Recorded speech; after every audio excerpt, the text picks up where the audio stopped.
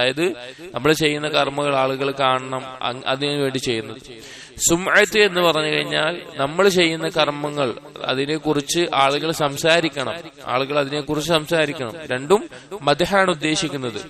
അങ്ങനെ അയാൾ ചെയ്യുന്ന കർമ്മങ്ങളെ കുറിച്ച് ഉദ്ദേശിച്ചു കഴിഞ്ഞാൽ റാ അല്ലാഹു ബിഹി യൗമൽ ഖിയാമ വസമ്മഅ, നാളെ പരലോകത്ത് അല്ലാഹു തആല അവനെ ആളുകളുടെ മുമ്പിൽ കാണിക്കുകയും അവനെ പറ്റി സംസാരിപ്പിക്കുകയും അവനെ പറ്റി അറിയിക്കുകയും ചെയ്യും. ഏത് തരത്തിൽ? അവന്റെ ന്യൂനതകൾ, അവന്റെ കുറവുകൾ. അതായത് നമ്മൾ ഏതൊരു മനുഷ്യനാണെങ്കിലും അവന്റെ തിന്മകൾ ആളുകൾ കാണുന്നില്ല, ആളുകൾ അറിയുന്നില്ല എന്ന് രഹസ്യമാക്കി വെക്കാൻ നോക്കും. നന്മകളാണ് ആളുകൾ അറിയണം, കാണണം എന്നുള്ള ആഗ്രഹം ഉണ്ടാവുക. എന്നാൽ പരലോകത്ത് ഇവിടെ നന്മകൾ, ഇബാദത്തുകളാവട്ടെ അമലുകളാവട്ടെ ആളുകൾ കാണാൻ വേണ്ടി ചെയ്യുന്ന ആളുകളെ നാളെ പരലോകത്ത് അല്ലാഹു തആല അവന്റെ ന്യൂനതകൾ, അവന്റെ തിന്മകൾ ആളുകളെ അറിയിക്കുന്ന അവസ്ഥ ഉണ്ടാകും. ഇതേ ആശയത്തിൽ വേറെ ചില ഹദീസുകളുണ്ട്. അൻ അബ്ദുല്ലാഹ് ഇബ്നു അംർ റളിയല്ലാഹു അൻഹുമാ ഖാല സമിഅതു റസൂലല്ലാഹി സ്വല്ലല്ലാഹു അലൈഹി വസല്ലം യഖൂൽ മൻ സമ്മഅ അൻ-നാസ ബിഅമലിഹി സമ്മഅ അല്ലാഹു ബിഹി മസാമിഅ ഖൽഖിഹി വസഗ്ഗറഹു വഹഖറഹു. ആരെങ്കിലും തന്റെ കർമ്മങ്ങളെ കുറിച്ച് ജനങ്ങൾ അറിയണം, കേൾക്കണം, ജനങ്ങൾ സംസാരിക്കണം എന്ന് ആഗ്രഹിച്ചിട്ടുണ്ടെങ്കിൽ, അങ്ങനെ ഉദ്ദേശിച്ച് ചെയ്യുന്നുണ്ടെങ്കിൽ അവനെ നാളെ പരലോകത്തും കേൾപ്പിക്കും. എന്നിട്ട് അവനെ നിന്ദ്യനാക്കി വില കുറച്ച് കാണിക്കുന്ന അവസ്ഥയുണ്ടാകും. وعن جندب بن عبد الله قال قال النبي صلى الله عليه وسلم من سمع الله به ومن يرائي الله به.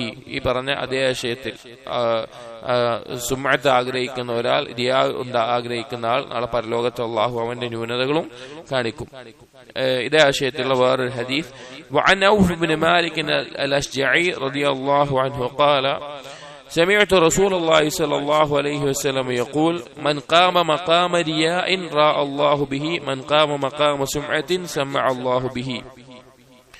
وعن معاذ بن جبل عن رسول الله صلى الله عليه وسلم قال ما من عبد يقوم في الدنيا مقام سمعة ورياء إلا سمع الله به على رؤوس الخلائق يوم القيامة. ഇതെല്ലാം നമ്മൾ നേരത്തെ പറഞ്ഞ അതേ ആശയത്തിലുള്ള ഹദീസുകളാണ് വേറെ റിവായത്തുകളിലും ലഫ്ദുകളിലും വന്നിട്ടുണ്ട് എന്ന് മാത്രം. അപ്പൊ നമ്മൾ വളരെ സൂക്ഷിക്കേണ്ട ഒരു കാര്യമാണ് നമ്മൾ ചെയ്യുന്ന ഇബാദത്തുകൾ.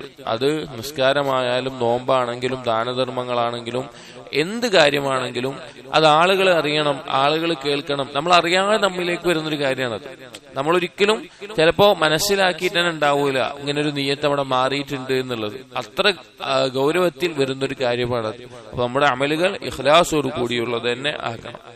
وعن ابن عباس رضي الله عنهما قال من راى بشيء في الدنيا من عمله, ആരെങ്കിലും അവന്റെ കർമ്മത്തിൽ എന്തെങ്കിലും ആളുകളെ കാണിക്കാൻ വേണ്ടി ചെയ്തിട്ടുണ്ടെങ്കിൽ വകലഹു അല്ലാഹു ഇലൈഹി യൗമൽ ഖിയാമ, നാളെ പരലോകത്ത് വിചാരണ സമയത്ത് ആ കർമ്മത്തെ ആരെ കാണിക്കാനാണോ ചെയ്തത് അവനിലേക്ക് അല്ലാഹു ഏൽപ്പിക്കും.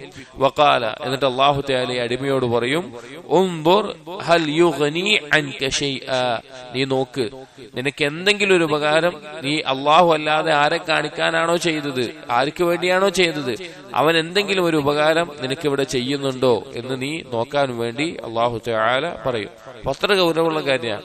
പരലോകത്ത് അള്ളാഹുവിന് വേണ്ടി ചെയ്തതല്ലാതെ ഒരു കർമ്മവും നമുക്ക് ഉപകരിക്കുന്ന രീതിയിൽ നമുക്കുണ്ടാവുകയില്ല. അതുകൊണ്ട് റിയാഇനെയും സുമഅത്തിനെയും അതുപോലെയുള്ള കാര്യങ്ങളെ ഗൗരവത്തിൽ സൂക്ഷിക്കണം. അടുത്തൊരു ഹദീസ്. وعن ربيح بن عبد الرحمن بن أبي سعيد الخدري عن أبيه عن جده قال خرج علينا رسول الله صلى الله عليه وسلم ونحن نتذاكر المسيح الدجال. ഒരിക്കൽ സ്വഹാബികൾ മസീഹ് ദജ്ജാലിനെ കുറിച്ച് ചർച്ച ചെയ്തുകൊണ്ടിരിക്കുകയാണ്.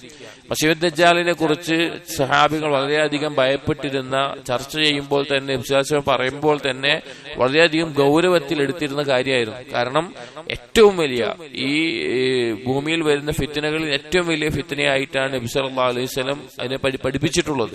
അതുപോലെ തന്നെ എല്ലാ നബിമാരും താക്കീത് ചെയ്തിട്ടുള്ളതാണ് മസീഹ് ദജ്ജാലിന്റെ ഫിത്നയെ കുറിച്ച്. അപ്പൊ മസീഹ് ദജ്ജാലിനെ പറ്റി ചർച്ച ചെയ്തുകൊണ്ടിരിക്കുകയാണ്. അപ്പൊ നബി സല്ലല്ലാഹു അലൈഹി വസല്ലം ആ കൂട്ടത്തിലേക്ക് വന്നു. അപ്പൊ ഇത് കേട്ടു, ഇവരിതാണ് ചർച്ച രസാന്ന് കേട്ടു.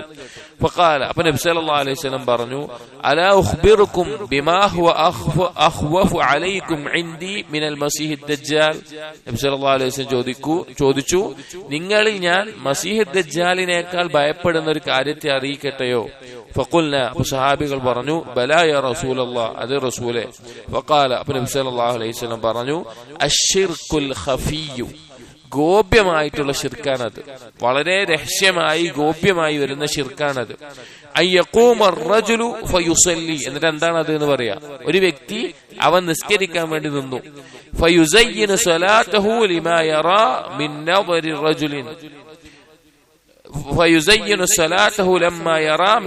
റജുലിൻ, അവൻ ഒരാൾ കാണുന്നുണ്ട്, അവന്റെ നിസ്കാരം നോക്കുന്നുണ്ട് എന്ന് അവൻ അറിഞ്ഞപ്പോൾ അവൻ എന്തു ചെയ്തു?